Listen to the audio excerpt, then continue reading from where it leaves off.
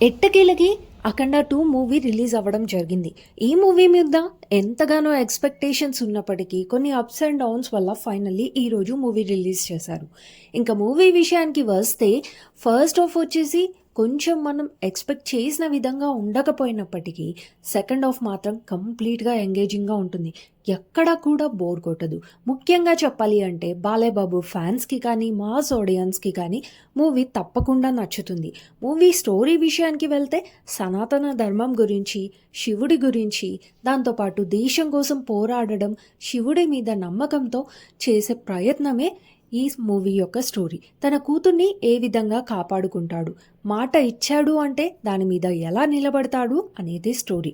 ఇంకా మూవీలోని హైలైట్స్ వచ్చేసి ఎలివేషన్ సీన్స్, బాలయ్య బాబు గారి ప్రెజెన్స్, దాంతోపాటు performance and songs or BGM by Thaman and direction by Boyapati.